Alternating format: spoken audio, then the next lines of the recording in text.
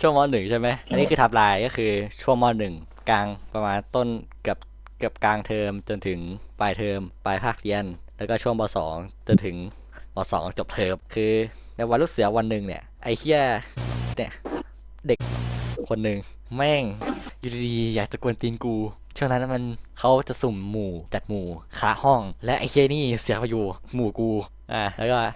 มันกูก็ไม่รู้หรอกว่ามันทำไมมันสะกิดกู แล้วก็หันแล้วกูหันไป มันทำเหมือนไม่ได้ทำอะไรก็คือกวนตีนกูอ่ะกูก็ไม่ได้คิดอะไรมากมันเหมือนโบยให้เพื่อนอีกคนนึงมั้งกูเรียกว่าไอ้ก้างเพราะมันเตี้ยกว่าแล้วมันก็ผอมกว่าแห้งกว่าอันนี้คือไม่ได้บอดี้เชมิ่งนะแต่กูแค้นไอ้เหี้ยต่อเนาะก็กูก็ไม่ได้คิดอะไรมากกูก็นึกว่ามันอาจจะแค่อยากกวนตีนกูเฉยๆมั้งก็ไม่ได้คิดอะไรมากกูก็สนใจที่ครูเขาบ่นชี้แจงไปหลังจากเหตุการณ์นั้นมาประมาณไม่กี่สัปดาห์ผ่านมาปุ๊บมาลูกเสือเข้าลูกเสือไงกูไม่ชอบกูอยากเข้าลูกเสือเขาไอ้วันนั้นแหละไอ้เฮียแม่งอ่ากูก็นั่งอยู่คลาสแถวเขาจะให้เหมือนเป็นทำเที่ยวกิจกรรมสลับไอ้ตรงติดหัวไหล่อ่ะของลูกเสือกูลูกเสืออากาศเนาะก็มันจะมีเฮียติดตรงไหล่กูไม่ได้กันติดทำเฮียร้อนใช่ไหมแล้วก็เหมือนมันนั้นอ่ะมันก็คลาสแถวมั้งกูเนี่ยอยู่ประมาณกับท้ายแถวหรือท้ายแถวเลย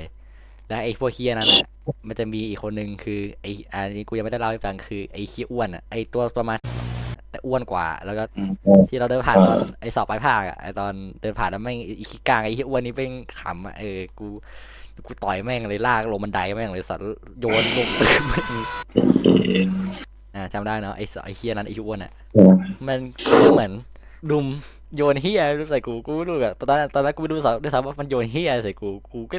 กูงงว่าไอ้เฮียโดนหลังกูบอกว่ากูรู้สึกเหมือนไอ้เฮียโดนหลังกูจนกระทั่งโยนมาโดนแขนกูโดนข้อศอกอ่ะกูเลยถึงรู้ว่าไอ้เฮียกูว่ากูไม่ได้คิดเองอะกูรู้สึกจริงๆนะกูเลยลองดูตามพื้นว่ามันเฮียมันคือเฮียเหรอกูเห็นเศษยางลบสีดำๆฉีกเป็นชิ้นเล็กๆไอ้เฮียมึงคิดดูนะคิดดูการที่มึงโดนอย่างเงี้ยมึงรู้สึกไงวะไอ้เฮีย เริ่มแบบมันนี่จีจีละอันนี้คือกูไม่จีนะอันนี้คือกูอยากจะต่อยมือนะให้มึงถือว่าถือบูลลี่นะเป็นบูลลี่นะอ่าแล้วก็หลังจากเหตุการณ์นั้นเนี่ยกูจะมีหลังจากเหตุการณ์นั้นวันประมาณไม่กี่สัปดาห์พวกเราก็นั่งอยู่ตึกลูกเสือมันจะมีพวกระเบียงอะระเบียงก็นั่งอะไรอยู่อะก็พวกกูก็ไปนั่งซูมกันไอ้เหี้ยจำได้ปะที่ครูเขาเหมือนครูปกครองมาขึ้นมาแล้วแม่งเหมือน อ่าครูเขากูขำไม่ผ่าเลยไอ้เหี้ยแบบไอ้เหี้ยพวกกูไม่โดนหักคะแนนพฤติกรรมไม่ดีที่ไหนตอนนั้นวันหนึ่งที่พวกเรานั่งอยู่วันนั้นใช่ปะไอ้ขี้ก้างกับ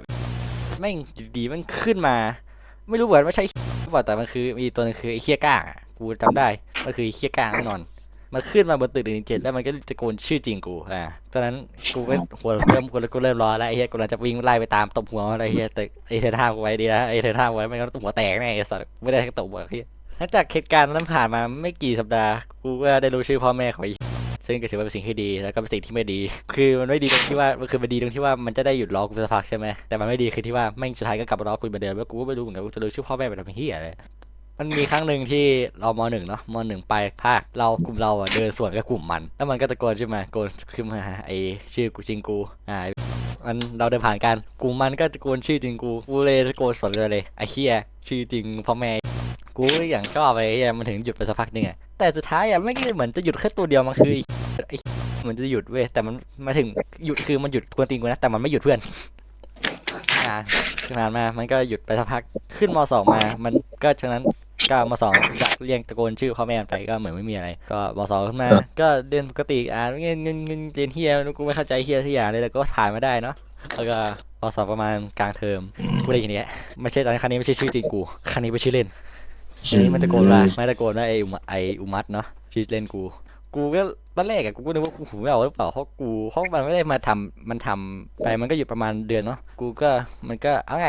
ช่วงพักเจ้าม.1อะไม่งกวนตีนกูประมาณสอง2 เดือนประมาณเดือนเกือบแล้วแม่งโอ้โห3 เดือนมันเกือบครึ่งปีอะมึงคิดดูได้ไหมกูโดนอะไรเกือบครึ่งปีอะไอ้เหี้ยเกือบครึ่งปีอะประมาณ3 ถึง 5 เดือนอะไอ้เหี้ยอาจจะ3-4มั้ง3 เดือนหรือ4 เดือนแต่ก็อาจจะถึง5ก็ได้ถ้ามันเกือบถึงนะกูตีไปเลยว่าถึง5มึงจินตนาการว่ามึงโดนอย่างนั้นมาตัวเกือบถ้าเดือนสติมึงไม่ดูดก็ดีนะไอ้เหี้ยก็หลังจากที่กูได้ยินชื่อเล่นกูมันตะโกนมาใช่ไหมแล้วก็ ตะโกนชื่อกูก็แรกช่วงแรกกูก็ไม่รู้หรอกว่าใครตะโกนหรือใครเรียกกูก็คิดว่าอาจจะเป็นชื่ออาจจะเป็นหูกูเอาเองแต่คือกูก็เริ่มรู้ผ่านมานั่นมากูก็เริ่มรู้แล้วว่าแม่งหูกูไม่ได้แว่วอะกูได้ยินจริงๆอะกูก็เริ่มรู้แล้วว่าใครเป็นคนเรียกชื่อกูรู้ตอนนั้นกูรู้ว่าคนหนึ่งเลยคือผ่านมาเนาะกูได้ยินชื่อกูมาตลอดกูก็ไม่รู้เหมือนกันว่าทำไงเพราะในเมื่อคนที่เรียกกูไม่ใช่ไอ้เว้ยแต่มันคือไอ้ เฮียสองตัวเทศอะไรเฮียก้างไอ้เฮียอ้วนอ่ะแล้วแม่งกูก็ทำอะไรไม่ได้เพราะกูมาดูถ้ากูดูเฉพาะพ่อแม่มันกูก็ทำมานานอะไรเฮียถ้ามันอยู่ล้อกูเฮียแต่จริงไหมกูรู้สึกสงสารพ่อแม่มันมากเลยอะที่แบบส่งลูกมาเรียนเนี่ยลูกมันเป็นอย่างเงี้ยลูกมันเป็นอย่างเงี้ยก็เป็นอย่างนั้นมาประมาณเกือบเดือนก็มันไม่ใช่เกือบเดือนดิเดือนกว่าๆกูก็ได้ยินชื่อกูอย่างนั้นแหละกูทำอะไรไม่ได้กูทำมันฟังไปงั้นแหละเฮียหนึ่งจนผ่านมาเดือนประมาณปีนี้ต้นเดือนกูกูน่าจะไม่ได้เล่าป่ะที่กูเข้าไปผลักมันอ่ะ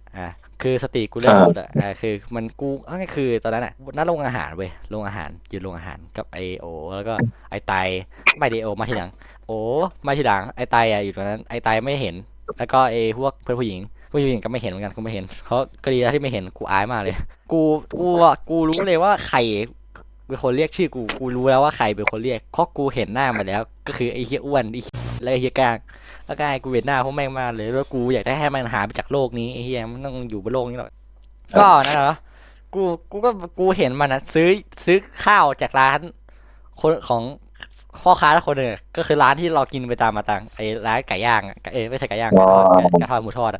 กูปกติกูสั่งหมูไก่ทอดนะแล้วกูเห็นมันอยู่หน้าร้านนั้นกูก็มองหน้ามันเพราะกูคิดว่าถ้ากูมองหน้ามันก็คือมันเป็นการบอกว่ากูรู้นะว่ามึงเป็นคนเรียกชื่อกูแล้วกูคิดว่าอาจจะไม่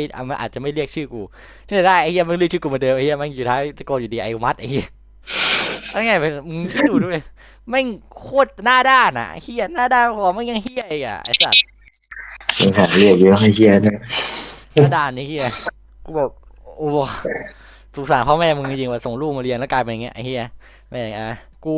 เรียกตะโกนงั้นปุ๊บกูหลุดเลยกูหลุดกูก็เข้าไปหามันกูเดินไปหามันเลยแล้วไปผลักไอ้เหี้ยก้างจริงไหมกูตอนนั้นน่ะเหมือนไอ้เหี้ยอ้วนอ่ะมันมีแผลตรงหูปะ แผลอะไรที่อย่างมันเห็นอยู่ ที่แบบกูอยากไปดึงแม่ใครไอ้สัตว์ โอ้โห ดึงแม่เลยกูก็เข้าไปผลักมันก็เหมือนแบบกวนตีนอ่ะไม่ตอบกูถามอะไรมันไม่ตอบกูไอพอกูถามแบบหัวร้อนเลยมั้งหัวร้อนที่ผายแล้วกูอายพ่อค้าที่ผายเลยยังอายพ่อค้าที่อยู่ด้านนั้นมากเลยแบบโรยอยู่ในการพ่อค้าเดี๋ยวแบบเฮี้ยเดี๋ยวเนี่ยเด็กของเราก็น่ารักกูแล้วกูยังอายอยู่เลยไม่อายที่แบบเห็นพ่อค้าเห็นกูกำลังจะต่อยไอ้เหี้ยแล้วอ่ะแบบกูอายผายเลยไอ้เหี้ยดีแล้วกูไม่ทำ เดี๋ยวกูก็เริ่มสงบเหมือนตอนนั้นกูก็เริ่มสงบสติอารมณ์ได้มั้งกูก็เลยเลิกผลักแล้วก็กลับไปเดินหาไอ้ไตแล้วก็เพื่อนแล้วก็ไอ้พวกผู้หญิงเนี่ยเพื่อนผู้หญิงพวกผู้หญิงแล้วจากวันนั้นนะในวันนั้นเลยช่วงบ่ายกูก็ได้ยินอยู่ดีไอ้มัดจากไกลๆเนี่ยนะชีวิตคนเรานี่มันยากจริงเลยเฮียไปแล้ว แล้ววันถัดมานะในช่วงประมาณเที่ยงมั้ง เที่ยงเลยอะวันก่อนลองไปกินข้าวมั้งกูเห็นกระดาษมันเป็นกระดาษ A4 อ่ะที่พับเหมือนซองจดหมายแล้วมีกระดาษข้างในมันเป็นอะไรกูขอสปอยกระดาษข้างในมันเป็นกระดาษใช้แล้วอ่ะเพราะกูเห็นอยู่ว่ามันก่อนจะเขียนอะไรแปลกๆแล้วก็มันจะมีเหมือนเลขเคียมันก็น่าจะเป็นกระดาษงานมาก่อนมั้งมาเลยแล้วมันก็มาเขียนด่ากูแทนสปอยเลยมันเขียนด่ากูถึงคือจดหมายถึงกูนะดังนั้นเลยกูตอนแรกกูรู้เลยในใจกูรู้เลยว่ามันต้องมาจากไอ้พวกเคียนั้นแน่ๆเลยกูก็ไม่สนใจไปกินข้าวเอารองเท้ากูก็ไปกินข้าวต่อขึ้นมาเนี่ยตอนช่วงตอนนั้นมันเป็นพักกลางวันก่อนถึงข้าวบ้างเนาะข้าวบ้างหนึ่งข้าวเราก็จะจำเหตุการณ์ได้นะตังเพื่อนกูคนหนึ่งในห้องเพื่อนเราคนหนึ่งในห้องเนาะก็เอากระดาษเข้ามาเพราะกระดาษที่นั้นอยู่ในรองเท้าเขาแล้วเขาไปอ่านแล้วด้วยแล้วกูสงสารเพื่อนที่อ่านมากเลยแบบนี่มันเฮียอยู่ในรองเท้ากูเลยเพื่อนกูก็เอาจดหมายมาให้กูเพราะจดหมายเพื่ออ่านจดหมายเปิดนะกูเอากระดาษขึ้นมาอ่านกูรู้เลยว่าไม่ต้องเป็นอะไรแปลกแน่นอนกูอ่านไปกูเห็นกูอยากลองวาดในเพนให้มึงดูมากเลยแบบว่ากูตอนแรกกูเห็นอะไรบ้างก็คือในเพนในกระดาษนั้นน่ะกูเห็นบนและขอบล่างเลยว่า ครัวคอคอยอ่ะคิดว่าเขาแยกแยะคิดว่าเขาแยกแยะตามชื่อกูอ่ะชื่อกูเขียนผิดเลยนะอุมัสไม่ใช่อุมัสดี ตายไอ้เหี้ย อ่าแล้วตรงกลางกระดาษอะก็เขียนว่าอยากข้างบนที่เขียนว่าคอวยอ่ะคอวยชื่อกูอ่ะแล้วก็เขียนด้วยว่าอยากโดนผลักอีกว่ะแล้วข้างล่างมันเขียนว่าอะไรเหยียดศาสนากูอ่ะไงอิสระกินหมูกินหมาอืมก็อะไรงั้นนะเป็นเฮียมากเลยกูไม่เข้าใจมาก่อนเลยว่าการเหยียดศาสนามันได้เฮียอะไรบ้างวะแล้วจากกูเห็นกระดาษปุ๊บกูอ่านกูได้เห็นสิ่งที่เฮียอะไรวะเนี่ยที่สุดในจิตใจกูแบบ อืมแล้วกูแล้วเพื่อนเราเนาะมีเขาชื่อกูเอาให้กระดาษให้อ่านแล้วกูเห็นจีน่าเลยไม่ไปก่อนเลยไอ้เฮียอะไรวะเนี่ยจีน่าบอกกันได้จริงเลยมันบอกว่านี่มันคือเฮียอะไรวะเนี่ยกูบอกไปส่งที่ครูวะหลังจากวันนั้นกูก็ลงมากับเลยห้องครูข้างล่างอยู่ตึกเดียวกันอยู่ชั้นล่างเนาะกูก็เข้าไปในห้องแล้วก็เล่าเรื่องทุกอย่างให้ครูที่ปรึกษาเราฟังเนาะกูก็รับทราบจากประธานเลยกูแล้วจากแกล้งพยายามไปถึงประมาณ5 นาทีกูก็เห็นครูกำลังเดินเห็นใช่ไหมไอ้ต่างเห็นใช่ปะที่ครูเดิน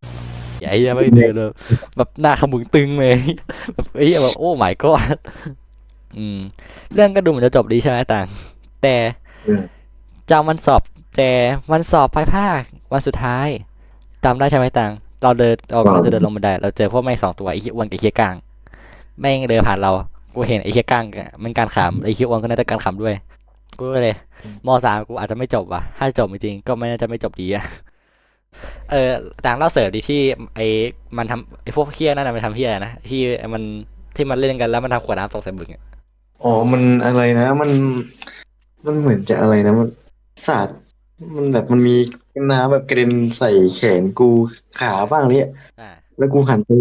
ไปข้างหลังแม่งไอ้เหี้ยเห็นแม่งมาเล่นกันอยู่แล้วกูแบบรำคาญอะแล้วแบบกูอยากใส่เดี่ยวอะแต่แบบอ้ายยังไว้ก่อนยังไม่ได้เพื่อนกูไม่เข้าใจเลยว่ามันมีเพื่อนได้ไงวะคือไอ้ตังรู้จักตังรู้จักแหละคือรู้จักแต่ไม่ก็เพื่อนก็ดูเป็นเพื่อนกับพวกแม่งนะกูเห็นมันไปเล่นกันด้วยกันอยู่กูงงว่าไม่รู้หรอว่ามันเป็นคนอย่างเงี้ยกูไม่รู้เหมือนกันเดี๋ยวกูจะลองเดี๋ยวว่าบางหลังจากไอคลิปเดียเคียเนี่ยกูจะลองถ้าไปถามหรือว่ามันรู้ไหมว่าเป็นคนที่เคียอย่างเงี้ยไอ้เหี้ยแบบมึงจินตนาการนะเว้ยเกือบครึ่งปีอ่ะเกือบประมาณ3 ถึง 5 เดือนอ่ะมึงโดนอย่างงี้มาไอ้เหี้ยแบบโอ้ my god กูชอบจริงๆเลยว่ะชีวิตกูดูดีจริงๆเลยคุณภาพงาน ม.3นี่แบบยังนี่อะบอกเลยมึงตะบะแตกแน่เลยอะ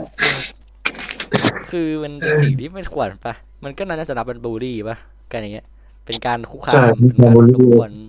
ทำให้รำคาญอะไรเงี้ยหรือแบบเห็นเลยแค่เลสิสใส่กูเลสิสศาสนากูอย่าศาสนากูก็เป็นประสบการณ์ที่ไม่ค่อยดีอะไรกูก็ไม่คิดเหมือนกันว่าชีวิตกูจะเจออะไรเงี้ยแต่ก็นั้นตามข่าวไทยต่างชาติ เราก็เห็นอยู่ว่าแม่งก็มีข่าวเรื่องเด็กบูลลี่กันแล้วแม่งสุดท้ายเด็กที่เป็นเหยื่อแม่งตะบะแตกครับก็น่าจะทั้งหมดแล้วมั้งกูไม่เข้าใจเหมือนกันว่ากูทำอะไรถึงต้องมาโดนอะไรอย่างงี้กูก็ไม่แน่ใจ ประสบการณ์ ประสบการณ์ชีวิตบูลลี่หัวคุยอืมก็นั่นแหละประสบการณ์ที่ยอดแย่นะยอดแย่ยังหายเลยกูทำให้กูแบบต่างคิดนะเว้ยกูมีช่วงหนึ่งอะเหมือนที่กูบอกอะว่ากูเหมือนหูแว่วอะว่าได้ยินเสียงเอวมัดอะ หูแว่วไม่พอกูไม่อยากไปข้างนอกกับกูไม่อยากไปออกไปข้างนอกเลยซ้ำอะคิดดูว่ากูขนาดไหนฮะมึงแบบคิดแบบไปอีกว่าแบบนั่นเฮียต้องเลี้ยงเองหรือเปล่าอะไรเงี้ย แบบสมองกูคิดเองเลยอะแบบไอ้เหี้ยแบบสงสัยมันได้ยินบ่อยมั้งเพราะว่าส่วนใหญ่กูก็1 สัปดาห์เดี๋ยวได้ยินอย่างน้อย2 ถึง 3 ครั้งอะ มันโดนตั้งแต่วัน 1มาเลยเนี่ยแบบเราอะไรเงี้ย เริ่มระแวงจำได้พอเอาชื่อเล่นกูอีกนายคุณตาฮะได้ลองบอกลาคนดูนะฮะ บ๊ายบายครับ สวัสดีครับ เจอกันในคลิปหน้าครับผมถ้ามีคลิปหน้านะกูไม่รู้ไงจะมีคลิปหน้าหรือเปล่าทางมีจะบอกกูเลยเปิดไมค์ในโปรแกรมอัดเสียงไอ้เหี้ยไอ้สัตว์อุ้ย เวลาเดี๋ยวกูไปตัดเพิ่มก็ได้ปะเล่าใหม่ได้ไหมอะ ต้องไปเออ เออได้ ก็ทางที่เราไปเมื่อกี้ซึ่งกูเลยเปิดไมค์ไอ้เหี้ยไอ้เหี้ยตลกไอ้เหี้ยตลกตัวเองว่ะ กูลืม เออวะ ที่กูเล่าไปก็คือ คนดูเขาไม่รู้ เพราะว่ากูมันลืมปิดมันลืมเปิดไมค์